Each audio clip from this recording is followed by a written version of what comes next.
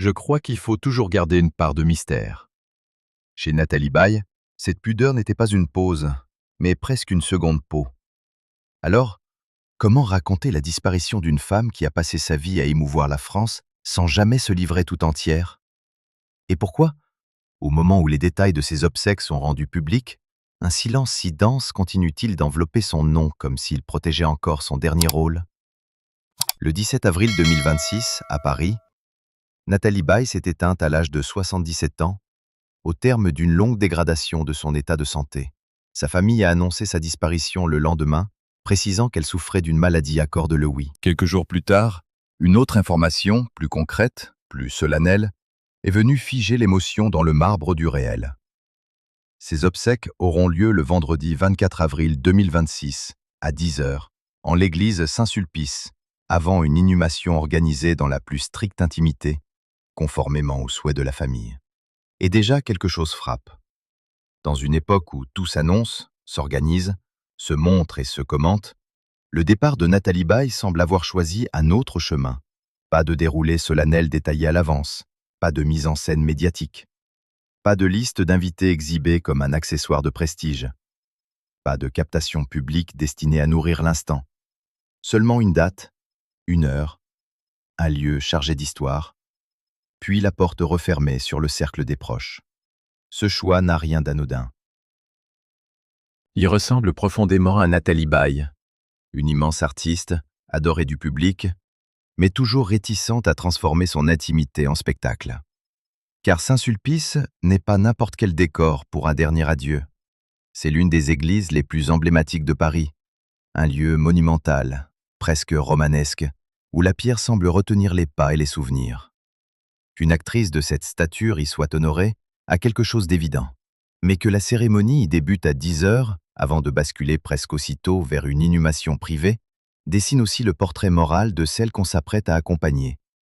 Une femme célèbre, oui, mais jamais prisonnière de la célébrité. Une femme saluée par la nation, sans jamais cesser d'appartenir d'abord aux siens. Depuis l'annonce de sa mort, beaucoup ont tenté de reconstruire les derniers mois de Nathalie Baye, comme en enquête sur les coulisses d'une disparition trop brutale pour être acceptée. Les signes, en réalité, existaient. L'inquiétude autour de sa santé ne datait pas d'hier. Des proches ont évoqué une fragilité croissante. La presse a rappelé qu'elle avait annulé plusieurs engagements et qu'un épisode d'hospitalisation avait déjà suscité des interrogations à l'été 2025, même si certaines rumeurs avaient alors été contestées ou nuancées par l'entourage. Après son décès, plusieurs témoignages ont convergé pour décrire une femme diminuée, affaiblie, mais demeurée digne jusqu'au bout. C'est là que le récit prend une profondeur particulière, car Nathalie Baye n'était pas seulement une grande actrice frappée par la maladie. Elle était l'incarnation même de cette école française du jeu, où l'intensité ne s'impose pas par la démonstration, mais par la vérité. Née le 6 juillet 1948 à Mainville, dans l'Eure, elle avait d'abord approché l'art par la danse avant de se tourner vers l'interprétation, notamment au Cours Simon et au Conservatoire. Son nom commence à s'installer dans les années 1970, au moment où François Truffaut l'emmène dans son univers. Puis tout s'enchaîne. La nuit américaine, la chambre verte, le retour de Martin Guerre, la balance, une étrange affaire, Vénus Beauté Institut, le petit lieutenant, une liaison pornographique et tant d'autres. Au fil des décennies, elle devient l'un des visages les plus constants, les plus subtils et les plus respectés du cinéma français. On dit souvent d'un artiste disparu qu'il laisse derrière lui une œuvre. Dans le cas de Nathalie Baye, la formule paraît presque insuffisante. Elle ne laisse pas seulement une filmographie abondante, forte de plus de 80 films selon plusieurs sources, ou d'environ 100 rôles selon d'autres bilans de presse, elle laisse une manière d'habiter l'écran, une façon de faire croire que tout semblait simple alors que tout était travaillé avec une précision rare. Ses 4 Césars, ses récompenses internationales, dont la Coupe Volpi à Venise en 1999 pour une liaison pornographique, ne racontent qu'une partie de l'histoire. L'autre partie, plus difficile à mesurer, tient à l'empreinte émotionnelle qu'elle a imprimée dans la mémoire collective. Et pourtant, au sommet de cette trajectoire, Nathalie Baye n'a jamais donné l'impression de s'agenouiller devant le métier au point de sacrifier le reste.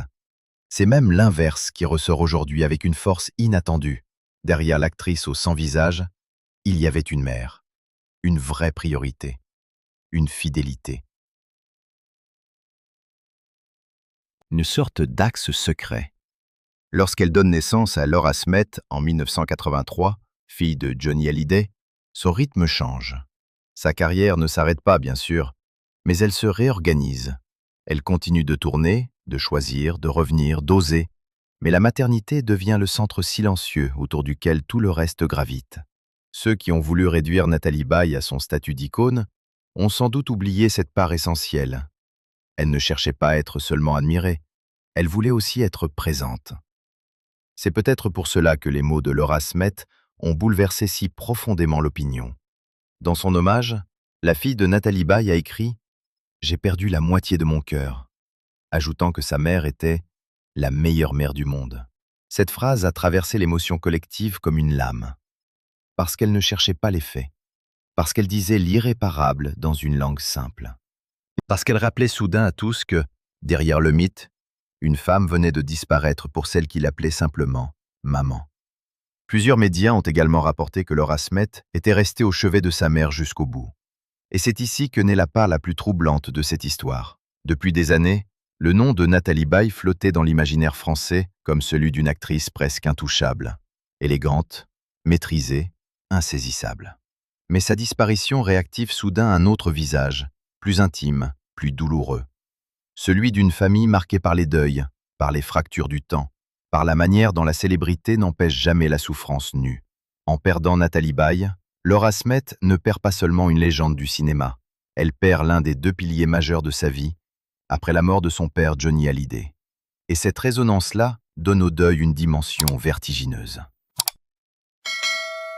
Très vite, les hommages ont afflué. Emmanuel Macron a salué une comédienne avec qui nous avons aimé, rêvé, grandi. Isabelle Adjani a rendu hommage à sa spontanéité éclatante. Christian Clavier, qui avait partagé l'affiche avec elle, a évoqué un talent immense et une partenaire de rêve. D'autres figures du monde culturel et médiatique ont également exprimé leur peine dans les heures qui ont suivi. Au fond, ces réactions disent toutes la même chose sous des formes différentes. Nathalie Baye n'était pas seulement respectée, elle était profondément aimée. Mais il y a plus intéressant encore que l'avalanche des hommages officiels. Il y a ce phénomène discret, presque plus révélateur. Après sa mort, une partie du public ne s'est pas tant précipitée vers les commentaires sur la cérémonie que vers ses films.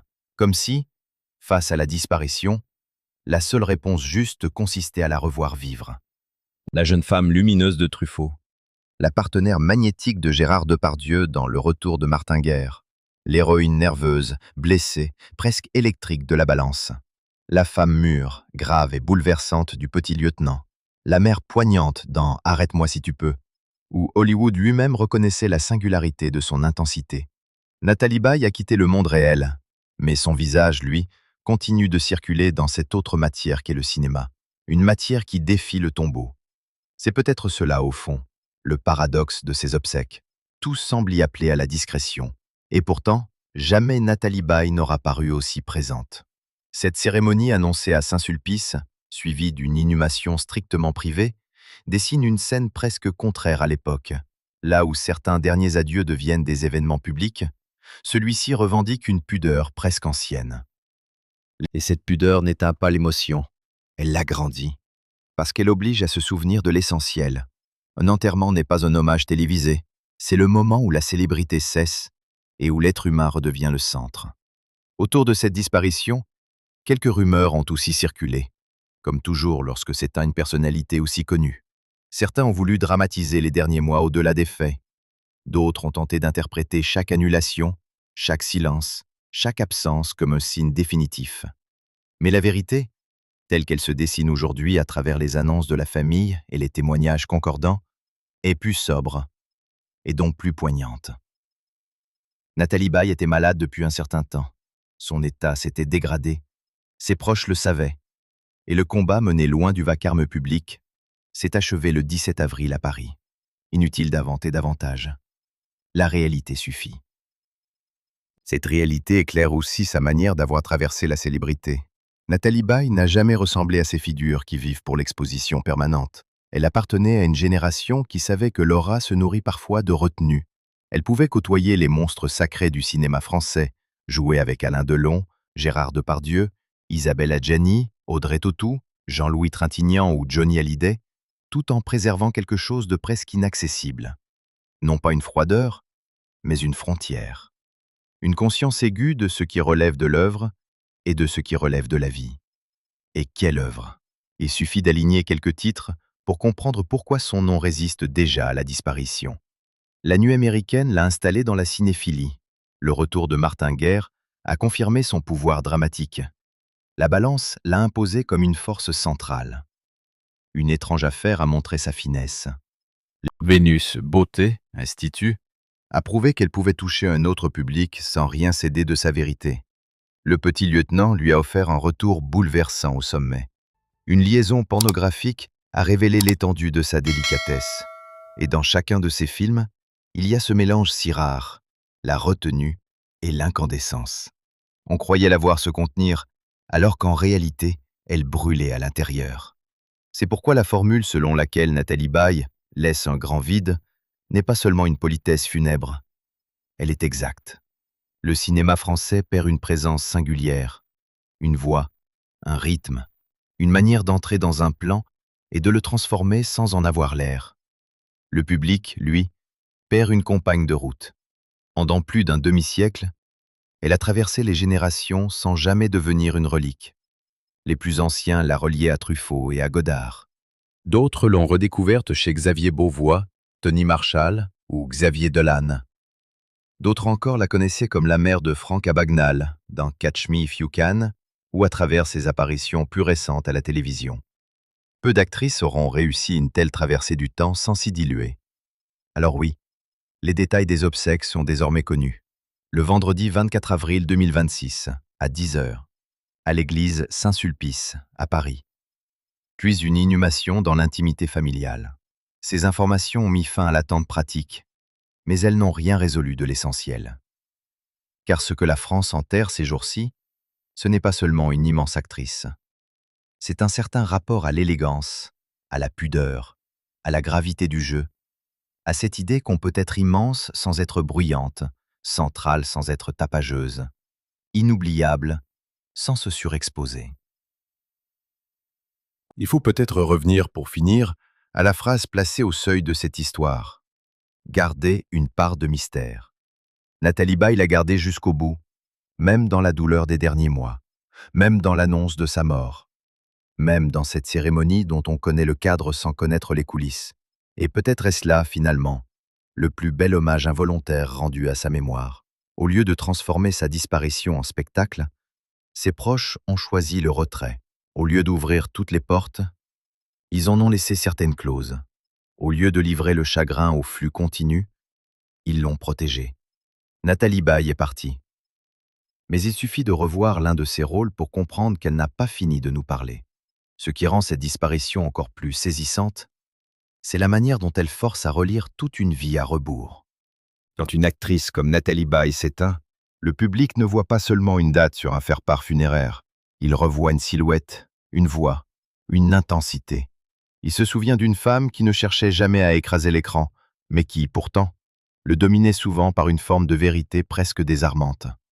Chez elle, il n'y avait pas cet éclat artificiel de certaines célébrités, fabriquées pour durer quelques saisons. Il y avait autre chose, de plus profond, de plus rare. Une présence. Et cette présence, justement, explique pourquoi la révélation des détails de ses obsèques a suscité autant d'émotions, même dans la retenue. Car il faut mesurer ce que représente un dernier adieu organisé à Saint-Sulpice. Dans l'imaginaire parisien, ce lieu n'est pas seulement une église. C'est un monument, un espace où l'histoire, l'art, la foi et le souvenir semblent se croiser sous une même voûte.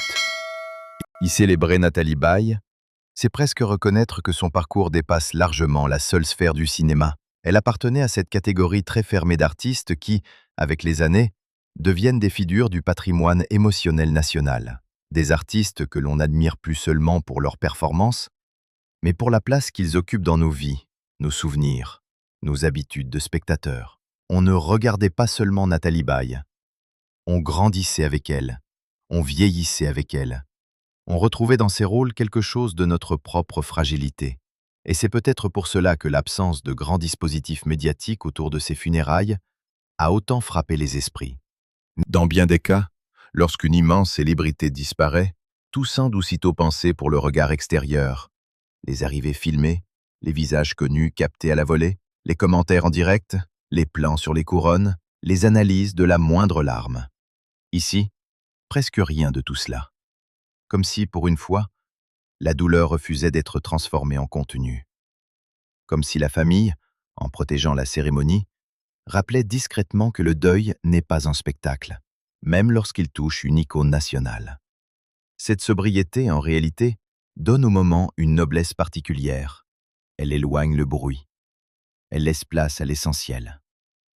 Et l'essentiel, dans cette histoire, c'est aussi le lien entre Nathalie Baye et Laura Smet. On a beaucoup parlé au fil des années de l'héritage artistique, de la filiation symbolique, du poids du nom Hallyday, de la lumière et des ombres d'une famille exposée depuis des décennies. Mais au moment de la disparition, tout cela s'efface derrière une évidence plus simple et plus poignante. Une fille pleure sa mère. Une fille perd ce point d'ancrage irremplaçable que même la célébrité, même la réussite, même le temps ne peuvent remplacer. Quand Laura Smet écrit qu'elle a perdu la moitié de son cœur, elle ne livre pas une formule destinée à émouvoir. Elle ouvre une brèche. Elle permet au public de comprendre que derrière l'image publique de Nathalie Baye, il y avait une intimité forte, solide, construite loin du vacarme. On comprend alors pourquoi tant de témoignages insistent aujourd'hui, non seulement sur l'actrice, mais sur la femme, sur la mère, sur la discrétion, sur la pudeur. Ce sont des mots qui reviennent sans cesse, et ce n'est pas un hasard. Dans le monde du cinéma, où tant de trajectoires se brûlent dans l'excès, Nathalie Baye a incarné autre chose. La durée, la maîtrise, l'exigence sans hystérie. Elle a su traverser les modes sans se dissoudre en elle, et n'a pas eu besoin de se réinventer bruyamment à chaque décennie pour demeurer essentielle. Elle était simplement là, avec cette intensité calme, cette manière de donner le sentiment que chaque rôle avait été choisi, travaillé, habité avec sérieux. C'est là que sa mort prend une dimension presque symbolique, car ce que la France pleure au fond, ce n'est pas seulement une immense comédienne, c'est une certaine idée de l'élégance artistique, une génération pour laquelle le talent ne passait pas par la surexposition permanente, une époque où l'on pouvait rester célèbre tout en protégeant farouchement une part de sa vie, une manière de faire du cinéma comme on façonne une œuvre et non comme on alimente un fût. Nathalie Baye appartenait à cette lignée-là. Et dans notre époque saturée d'images et de commentaires, cette disparition agit comme un rappel presque brutal. Le mystère, la réserve, la tenue ont encore une puissance immense.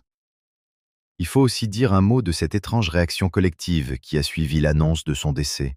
Bien sûr, il y a eu les messages officiels, les hommages convenus, les titres de presse, les formules attendues. Mais très vite, autre chose s'est produit. Les spectateurs sont retournés vers ces films. Ils n'ont pas seulement voulu savoir où et quand auraient lieu les obsèques. Ils ont voulu la revoir jeune, insolente, bouleversante. La revoir dans ses rôles qui ne vieillissent pas. La revoir habiter un silence, détourner un regard, faire exister la lassitude, le désir, la douleur ou la tendresse avec une précision qui appartenait à elle seule. C'est sans doute la forme d'hommage la plus pure.